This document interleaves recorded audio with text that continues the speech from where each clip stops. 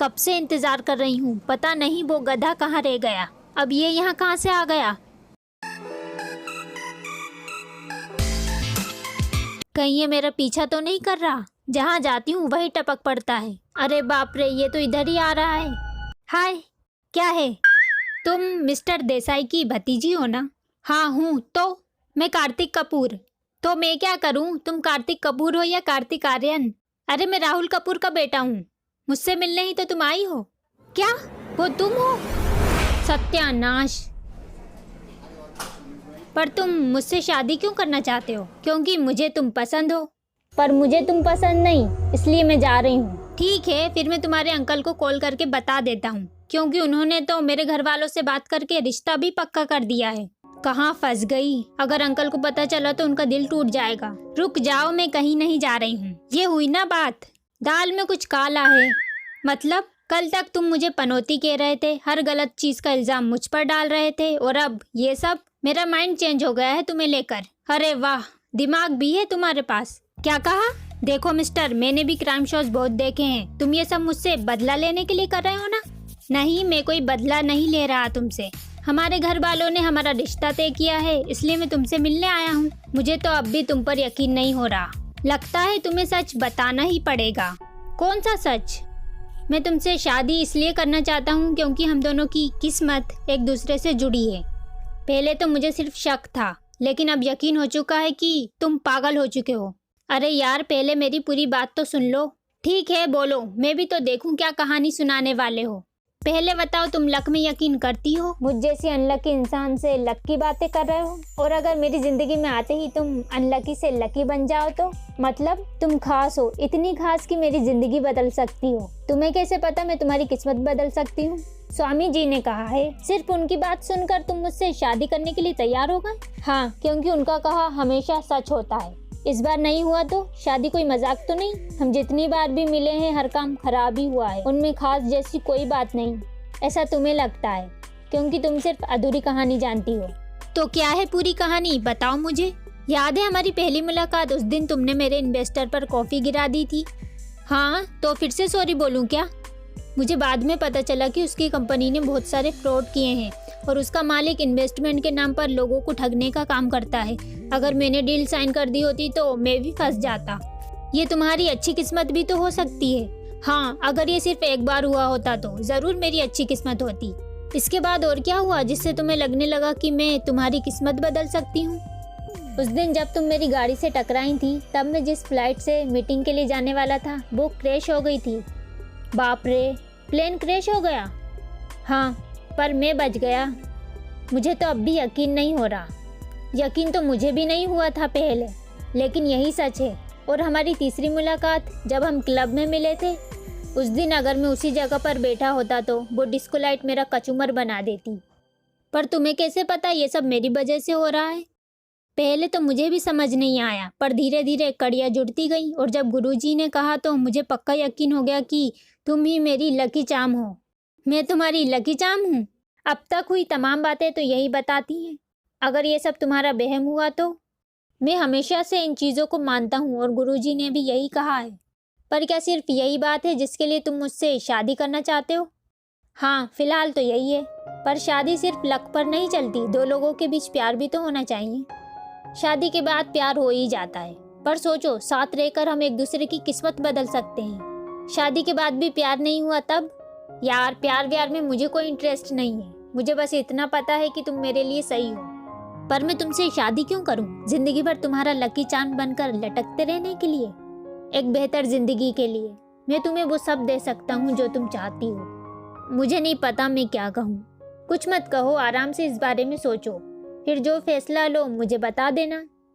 अगर मैं तुमसे शादी नहीं करना चाहूँ तो मैं तुम्हें मनाने की कोशिश करूँगा, क्योंकि मेरे लिए ये ज़रूरी है। मैं फिर भी ना करना चाहूँ तो तुम्हारी मर्जी है। ये शादी है, इसमें ज़बरदस्ती का कोई काम नहीं। वही तो, मैं तो तुम्हें ठीक से जानती भी नहीं, फिर शादी कैसे? एक आइडिया है। क्या?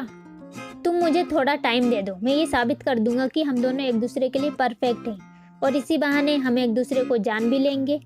ठीक है, तुम कहते हो तो मैं तुम्हें एक मौका देती हूँ। वैसे भी मेरे पास और कोई ऑप्शन नहीं है।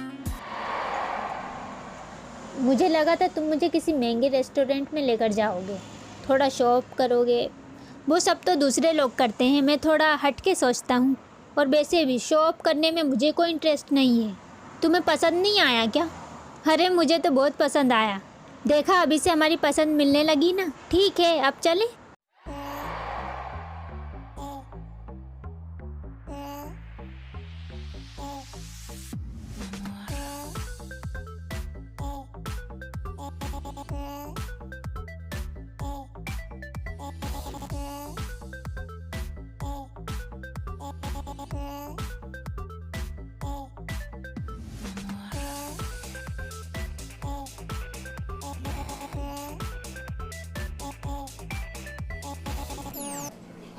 यार समारा, एक बात समझ में नहीं आती। थोड़े दिनों में तेरी शादी है और तू अभी भी यहाँ काम कर रही है।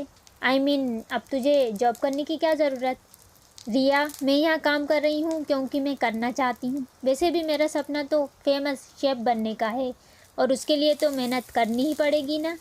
मगर अब तो तेरा सपना इजीली पूरा हो जाएगा। तेरी शादी कार्तिक जैसे अमीर लड़के से जो हो रही है। बताओ, और तू कहती थी कि तेरी किस्मत खराब है।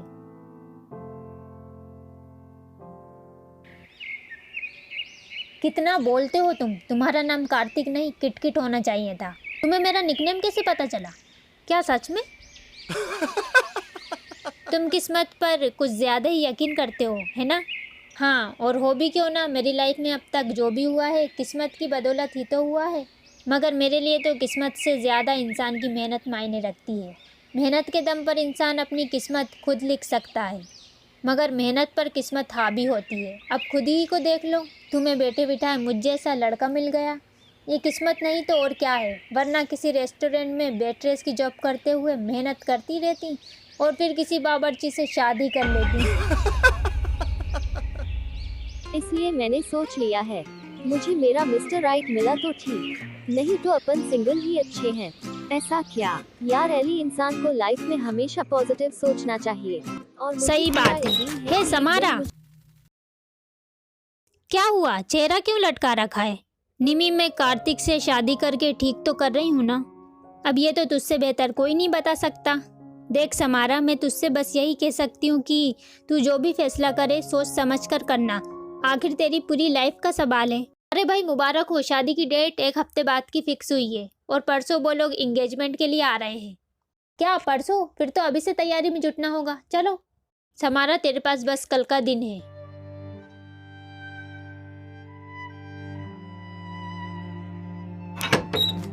समारा, तू इस शादी से खुश तो है ना?